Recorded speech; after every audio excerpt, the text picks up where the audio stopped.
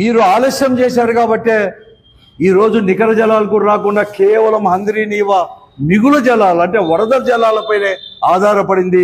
అది మీరు చేసిన ద్రోహం వల్ల, మీరు చేసిన తప్పిదం వల్ల అనేది కూడా మీ అందరూ కూడా గ్రహించుకోవాలి. కనీసం ఇప్పుడైనా కూడా వాస్తవాలు చెప్పుకోకుండా కేవలం ఏదో 40 టీఎంసీలు 192 రోజులు ఇప్పుడే వచ్చినాయంటారు. ఇప్పుడే కాదు, అతను ముఖ్యమంత్రిగా ఉన్నప్పుడు 2014 రాష్ట్రం విడిపోయిన తర్వాత కూడా అంటే 2012-13లో 1 టీఎంసీ 11 అంటే 1.11 టీఎంసీ వస్తే ఈయన ముఖ్యమంత్రి అయిన తర్వాత కూడా 16-17లో కూడా 38.5 టీఎంసీలు వచ్చినాయి.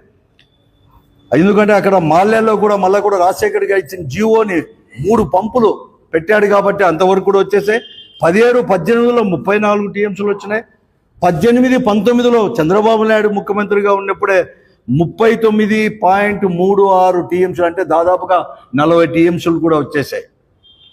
అలాగే జగన్మోహన్ రెడ్డి గారు ముఖ్యమంత్రి అయిన తర్వాత కూడా 19-20లో కూడా 47.34 టీఎంసీలు అంటే మాల్యాల అది అయిపోయిన తర్వాత ముచ్చుమరి ఇవన్నీ కూడా లిఫ్ట్ చేసిన దానివల్ల 47-34 టీఎంసీలు.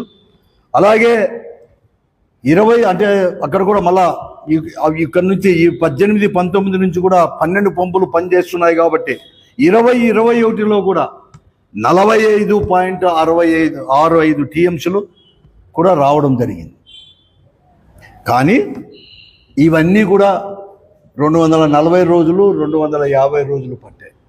ఎందుకంటే 12 పంపుల సామర్థ్యం ఉన్న హంద్రీ నీవాకు ఎక్కడో టెక్నికల్ లెవెల్లో చేసిన డిజైన్ లోపం వలన 3850 రావాల్సిన కాలువ 2100-2150 మాత్రమే వస్తుంది. కాబట్టి ఇవి 240 రోజులు 50 రోజులు పట్టింది. ఈ 47 టీఎంసీలు కానీ 45 టీఎంసీలు కానీ లేకపోతే 40 టీఎంసీలు గారు తీసుకున్నాడు. కానీ ఈరోజు 40 టీఎంసీలు 191 రోజుల్లోనే తీసుకొని వచ్చామని చెప్తున్నాం. కానీ ఒకటి ఆత్మ పరిశీలన చేసుకోమని చెప్పి నేను అడుగుతా ఉన్నాను ఈ కూటమి నాయకులకు, ముఖ్యమంత్రి చంద్రబాబు నాయుడు గారికి, ముఖ్యంగా రాయలసీమలో ఉండే ప్రజాప్రతినిధులు అందరికీ కూడా మంత్రులు కావచ్చు వాళ్ళంతా కూడా మీరు 3850 అనేది కూడా మీరు పెద్ద ఆర్భాటంగా మీరు చెప్పుకుంటారు. నేను అనుకున్నాను జూలై 17వ తేదీ మీరు ముఖ్యమంత్రి అయితేనే ఈ హంద్రీ నీవా 2100 కాదు, మేమందరూ ప్రజలు కానీ రాయలసీమ వారందరూ లీడర్లు కానీ అన్ని రాజకీయ పార్టీలు అడిగినట్లుగా 11,000 క్యూసెక్లు కాకుండా జగన్మోహన్ రెడ్డి గారు ముఖ్యమంత్రిగా జీవో ఇచ్చిన ప్రకారం 6,300 కాకుండా నేను కేవలం హంద్రీ నీవా 3,850 క్యూసెక్లకు మాత్రమే పరిమితం చేస్తూ మరొక మారు కూడా అంటే ఇతనికి అలవాటు తగ్గించేది 6,300 ఉండే జీవోని మరొక మారు 3,850 చేస్తూ మొదటి ఫేసు వెడల్పు చేయడానికి 695 కోట్ల 70 లక్షలు కూడా కేటాయిస్తూ రెండవ ఫేసు జీడిపల్లి నుంచి కుప్పం వరకు కూడా 2,000 కోట్లకు కూడా కేటాయించు 1,200 క్యూసెక్తో ఉండే పరిమిత కాలాన్ని లైనింగ్ చేసేదానికి కూడా చేసి మొత్తం 100 రోజుల్లోనే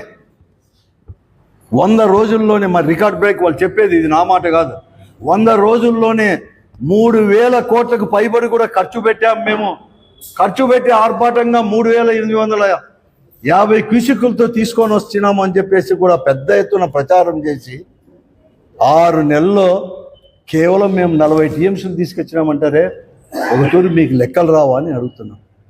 సాంకేతిక నిపుణులు ఇంజనీర్లు లేరా అని అడుగుతున్నాం.